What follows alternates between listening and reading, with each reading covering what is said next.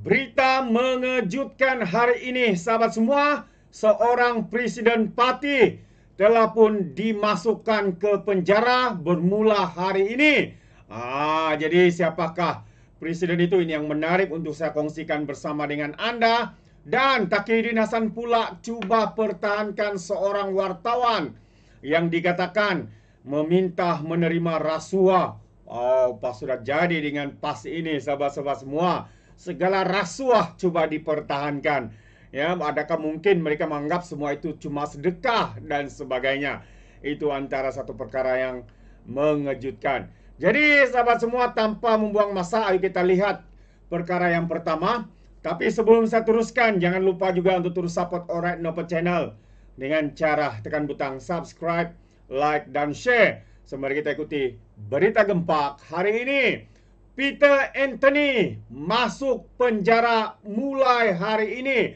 Itu antara perkara yang baru saja diumumkan oleh mahkamah. Jadi salah tetap salah, ya. Tidak ada sesiapapun yang melebihi daripada undang-undang.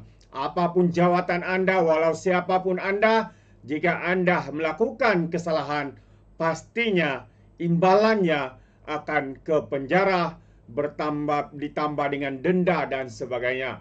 Jadi mari kita lihat kenyataan media ini. Bekas Menteri Pembangunan Infrastruktur Sabah Peter Anthony hari ini mula menjalani hukuman penjara selama 3 tahun ke atas membuat dokumen palsu.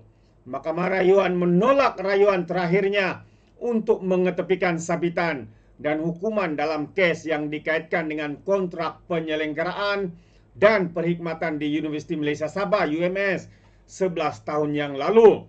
Panel 3 hakim dipengerusikan oleh Hakim Ahmad Zaidi Ibrahim dan dikotai oleh Hakim Zaini Mazlab dan Azmi Arifin. Sebulat suara mengekalkan keputusan bersalah serta hukuman penjara 3 tahun dan juga denda 50.000.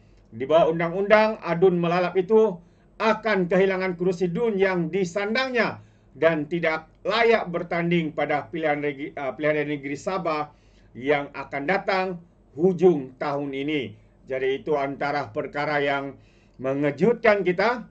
Perbicaraannya, rayuannya berlarutan sehingga 11 tahun, sahabat-sahabat semua. Dan akhirnya mahkamah telah pun menyabitkan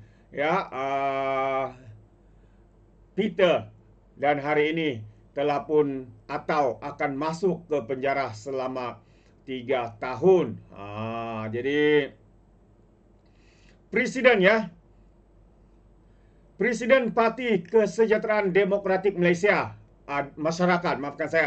Presiden Parti Kesejahteraan Demokratik Masyarakat ataupun KDM, parti mereka dipanggil sebagai KDM, dikatakan seperti yang saya katakan tadi akan hilang kursi DUN Sabah, melainkan belum mendapat pengampunan yang di Pertuan Agong memandangkan kesalahan dilakukan di Putrajaya. Jadi perkara 17/1 Perlembagaan Sabah menyatakan bahwa seorang adun yang dipilih atau dinamakan akan hilang kelayakan jika dia telah disabitkan dengan kesalahan oleh Mahkamah Undang-Undang di mana-mana bahagian persekutuan. Peruntukan itu juga menyatakan bahwa kehilangan kelayakan akan berkuat kuasa jika hukuman penjara setahun atau lebih dikenakan dan denda 2.000 ke atas ataupun lebih tinggi. Kita dijatuhi hukuman penjara 3 tahun dan juga denda 50.000. Jadi pada tahun 2023 Mahkamah Tinggi Kuala Lumpur menyatakan Mahkamah Seksyen tidak melakukan khilaf sama ada daripada segi undang-undang ataupun fakta apabila membuat sabitan ke atas Peter terhadap pertuduhannya pada Mei 2022. Ahmad Bache yang kini telah bersara juga mengekalkan hukuman dikenakan Hakim Azura Alwi. Peter 53 tahun merupakan bekas Menteri Pembangunan Infrastruktur Sabah ketika warisan berkuasa antara 2018 hingga 2020. Dan Peter ketika itu juga menjadi pengarah urusan Syarikat Asli Jati Sdn Bhd.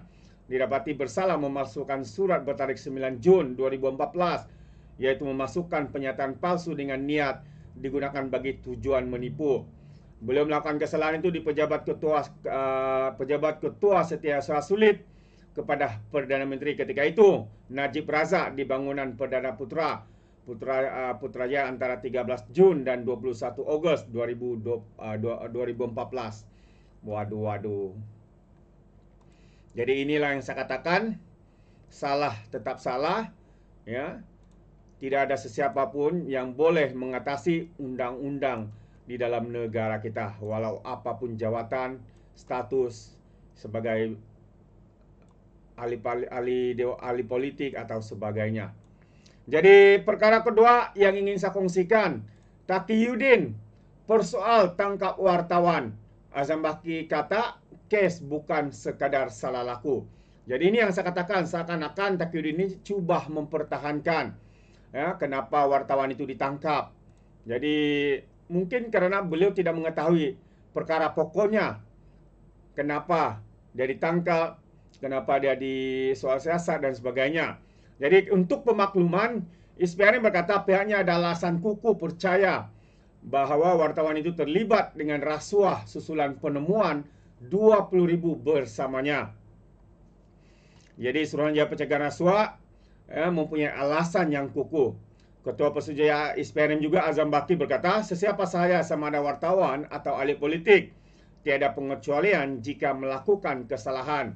Lapor Harian Metro. Kami mempunyai alasan kukuh untuk mempercayai bahawa dia, wartawan terbabit, terlibat dalam rasuah selepas wang tunai sebanyak 20,000 ditemui bersamanya. Azam mengulas kenyataan Setiausaha Agung PAS Taqiyuddin Hasan mengenai penahanan wartawan Malaysia Kini M. Nanda Kumar yang menulis laporan membongkarkan dalang kartel Pakistan yang menyeludup pekerja asing masuk ke negara ini di lapangan terbang Kuala Lumpur. Taqiyuddin mahu SPRM menumpukan siasatan terhadap laporan media berkait dakwaan rasuah membabitkan ejen pekerja asing dan pegawai imigresen di pintu masuk negara, bukannya menahan wartawan yang melaporkan kes tersebut. Itu pemahaman, ya, pemahaman daripada Taqiyuddin. Tapi ternyata jelas, ya, beliau membuat kenyataan tanpa membuat usul periksa, tanpa mengetahui fakta yang sebenar. Ya, inilah perilaku, inilah yang selalu ya diamalkan oleh pemimpin-pemimpin PAS ini. Ya, konon pertahan, tuduh dahulu, fitnah dahulu tanpa usul periksa, akhirnya mereka duduk termenung membuat gunung. Ya, karena kantoi dengan kenyataan mereka yang ternyata salah, ya, ternyata berita palsu dan sebagainya. Jadi ini, ya, perkara seperti ini juga yang berlaku, ya, seperti mana kenyataan Taqiyuddin ini. Dan seterusnya, walau apapun posisi, perjuangan diteruskan, kata Razman Zakaria, ya, penfitnah nomor 1 di negeri Perak. Dikabarkan beliau sudah direhatkan dan bukan lagi menjadi Pesuruhjaya PAS Perak. Ya, dan akhirnya dia mengeluarkan satu kenyataan, walau apa posisi, perjuangan diteruskan. Maka perjuangan untuk menfitnah, menghasut, menunggang isu bangsa dan agama itu akan diteruskan. Jadi kita akan lebih mendengar lagi fitnah-fitnah daripada Razman Zakaria ini. Selain daripada menfitnah, kita akan dengar juga mungkin permohonan maaf. Karena itulah modus operandi mereka.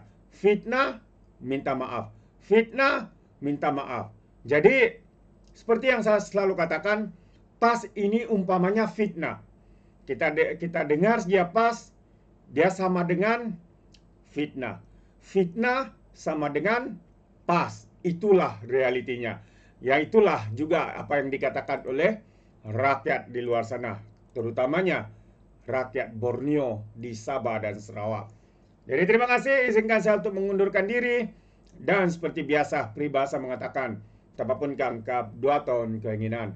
Dalam bahasa Melanya, tepuk dadah, tanya selera. Sekian je daripada Alright Nampak Channel. Saya kita berjumpa lagi. Bye-bye.